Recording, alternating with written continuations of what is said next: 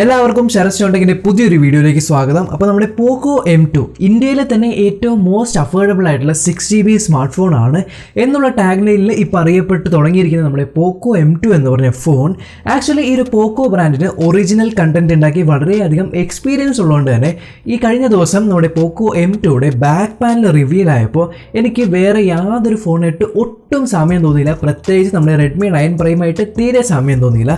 അപ്പോൾ എന്തായാലും ഇന്നത്തെ വീഡിയോയിൽ നമ്മൾ ഈ ഒരു പോക്കോ M2 എന്ന് പറഞ്ഞ ഫോൺ എങ്ങനെയായിരിക്കും, ഇതിൻ്റെ പ്രൈസിങ് എങ്ങനെയായിരിക്കും, സ്പെസിഫിക്കേഷൻ എങ്ങനെയായിരിക്കും എന്നുള്ള കാര്യങ്ങളെല്ലാം ഡിസ്കസ് ചെയ്യുന്നതായിരിക്കും. സോ നമുക്ക് വീഡിയോ സ്റ്റാർട്ട് ചെയ്യാം.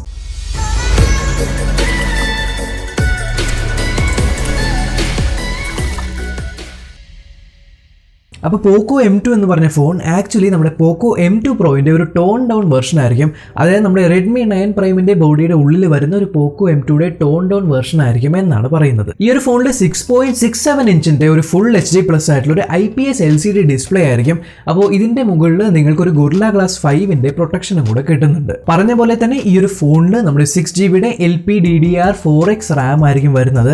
ഇനി ഇതിൻ്റെ കൂടെ വരാവുന്ന പ്രോസസ്സർ എന്ന് പറയുന്നത് നമ്മുടെ സ്നാപ്ഡ്രാഗണിൻ്റെ 720G ആയിരിക്കും എന്നാണ് പറയുന്നത്. സോ സ്നാപ്ഡ്രാഗണിൻ്റെ 720Gയുടെ കൂടെ ഒരു 6GB റാമാണ് ഈ ഒരു ഫോണിൽ വരുന്നത്. ഇനി ഈ ഒരു സ്ക്രീനിൽ ഒരു വാട്ടർ ഡ്രോപ്പ് നോച്ച് ആയിരിക്കും വരുന്നത്.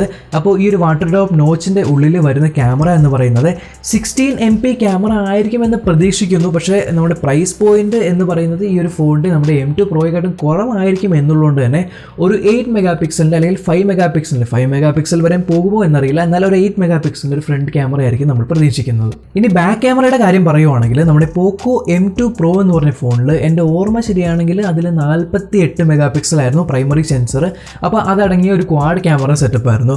പക്ഷേ നമ്മുടെ പോക്കോ M2 എന്ന് പറഞ്ഞ ഫോൺ നമ്മൾ ശ്രദ്ധിച്ചു കഴിഞ്ഞാൽ റെഡ്മി 9 പ്രൈം എന്ന് പറഞ്ഞ ഫോണിൻ്റെ ബാക്കിലുള്ള സെയിം നമ്മുടെ ക്യാമറ സെറ്റപ്പാണ് ഈ ഒരു ഫോണിലും കാണാൻ പറ്റുന്നത്. അപ്പോൾ റെഡ്മി 9 പ്രൈം ഫോൺ എടുത്ത മിക്കവരെയും കംപ്ലൈൻറ്റ് എന്ന് പറയുന്നത് ക്യാമറ ഭയങ്കര ബോറാണ്, അതിൽ ക്യാമറാസ് ഫോട്ടോസ് ഒന്നും തീരെ ക്ലാരിറ്റി ഒന്നും ഇല്ല എന്നാണ് നമ്മുടെ റെഡ്മി 9 പ്രൈം എടുത്തവരെ മിക്കവരെയും കമൻസ് ഞാൻ കണ്ടത്. അങ്ങനെയാണെങ്കിൽ ആ സെയിം സെൻസറും ആ സെയിം സെറ്റപ്പുമാണ് ഈ ഒരു ഫോണിലും അവർ തിരിച്ച് കൊണ്ടുവരുന്നതെങ്കിൽ എന്തായാലും ക്യാമറ എക്സ്പീരിയൻസ് അത്ര നല്ലൊരു എക്സ്പീരിയൻസ് ആയിരിക്കും എന്ന് എനിക്ക് തോന്നുന്നില്ല. എന്നാലും പ്രൈമറി ക്യാമറ എന്ന് പറയുന്ന ഒരു 13 മെഗാപിക്സലിൻ്റെ പ്രൈമറി ക്യാമറയാണ്. അതോടൊപ്പം തന്നെ ഒരു 8 മെഗാപിക്സലിൻ്റെ അൾട്രാ വൈഡ് ക്യാമറ കിട്ടുന്നുണ്ട്. കൂടാതെ ഈ ഒരു ഫോണിൽ നിങ്ങൾക്കൊരു 2 മെഗാപിക്സലിൻ്റെ മാക്രോ ക്യാമറ കിട്ടുന്നുണ്ട്, 2 മെഗാപിക്സലിൻ്റെ പോർട്രേറ്റ് ക്യാമറയും കിട്ടുന്നുണ്ട്. ഇനി ബാറ്ററിയുടെ കാര്യത്തിൽ ഇപ്പോൾ കിട്ടിയിരിക്കുന്ന ഇൻഫർമേഷൻ ഈ ഒരു ഫോണിൽ 5000 mAh നമ്മുടെ റെഡ്മി 9 പ്രൈമിൽ ഉണ്ടായ പോലെ തന്നെ സെയിം ബാറ്ററി ആയിരിക്കും. കൂടാതെ 18 വാട്ടിൻ്റെ ഫാസ്റ്റ് ചാർജിങ് സപ്പോർട്ടും കൂടി ഉണ്ട് എന്ന്. എന്നാൽ റെഡ്മി 9 പ്രൈമിൽ സംഭവിച്ച ഒരു ചെറിയ പ്രശ്നം എന്ന് പറയുന്നത് 18 വാട്ടിൻ്റെ ഫാസ്റ്റ് ചാർജിങ് സപ്പോർട്ട് ഉണ്ട്, പക്ഷേ ബോക്സിൻ്റെ ഉള്ളിൽ ഈ ഒരു 18 വാട്ടിൻ്റെ ഫാസ്റ്റ് ചാർജർ ഇല്ല. ആഹാ, എന്ത് നല്ല മൂവ്. അപ്പോൾ ഇങ്ങനെയാണ് നമ്മുടെ പോക്കോ M2ലും ചെയ്യുന്നതെങ്കിൽ ഈ ഒരു 18 വാട്ടിൻ്റെ ഫാസ്റ്റ് ചാർജിങ് ഉണ്ടായിട്ട് കാര്യമില്ല. കാരണം ഈ ഒരു 18 വാട്ടിൻ്റെ ഫാസ്റ്റ് ചാർജർ മേടിക്കണമെങ്കിൽ എക്സ്ട്രാ ഒരു 500 അല്ലെങ്കിൽ 1000 രൂപ കൊടുക്കണം. അപ്പോൾ അങ്ങനെയാണെങ്കിൽ നമ്മൾ എന്തായാലും കൂടുതലാണ് ഈ ഒരു ഫോണിൽ സ്പെൻഡ് ചെയ്യുന്നത്. സോ 18 വാട്ട് ഫാസ്റ്റ് ചാർജിങ് ഉണ്ടെങ്കിൽ ആ ഒരു ഫാസ്റ്റ് ചാർജർ ഈ ഫോണിൻ്റെ കൂടെ അവർ ബണ്ടിൽ ചെയ്ത് അയക്കുന്നുണ്ടെങ്കിൽ എന്തായാലും നല്ലതായിരിക്കും. ഇനി നമ്മളെല്ലാവരും കാത്തിരുന്ന പ്രൈസിങ്ങിൻ്റെ കാര്യം. അപ്പോൾ പോക്കോ M2 പ്രോ എന്ന് പറഞ്ഞ ഫോൺ ഏകദേശം 13,999 ആണ് എൻ്റെ ബേസ് വേരിയൻറ്റിന് വരുന്ന ആ ഒരു പ്രൈസിങ്. അപ്പോൾ പോക്കോ M2ൽ വരാവുന്ന പ്രൈസിങ് എന്ന് പറയുന്നത് ഏകദേശം റെഡ്മി 9 പ്രൈമിൻ്റെ ആ സെയിം സിമിലാരിറ്റി കാണുന്നുണ്ട് തന്നെ. റെഡ്മി 9 പ്രൈം 9,999 റുപ്പീസാണ്. പക്ഷേ നിങ്ങൾക്ക് എക്സ്ട്രാ ആയിട്ട് ഒരു 6GB റാം കിട്ടുന്നുണ്ട്.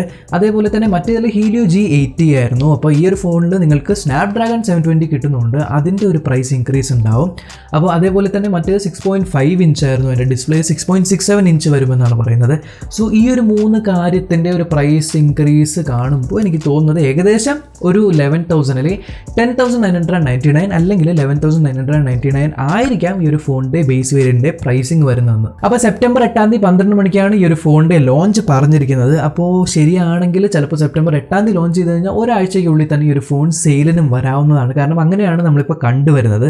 അപ്പോൾ അങ്ങനെയാണെങ്കിൽ സെപ്റ്റംബർ 8 ലോഞ്ച് ചെയ്ത് കഴിഞ്ഞാൽ 8, 9, 10, 11, 12, 13 ഏകദേശം 13 അടുത്ത് നിങ്ങൾക്ക് ഈ ഒരു ഫോൺ സെയിലിന് കിട്ടുന്നതായിരിക്കും. അപ്പോൾ എന്തായാലും നമുക്ക് കൂടുതൽ വിവരങ്ങൾ അറിയാനായിട്ട് കാത്തിരിക്കാം. അപ്പോൾ എന്തായാലും ഈ ഒരു വീഡിയോ നിങ്ങൾക്ക് ഇൻഫോർമേറ്റീവ് ആയിട്ട് തോന്നിയെങ്കിൽ ചാനൽ ചെക്ക് ചെയ്യാനും സബ്സ്ക്രൈബ് ചെയ്യാനും മറക്കണ്ട. നമ്മൾക്കിനി അടുത്ത വീഡിയോയിൽ കാണാം.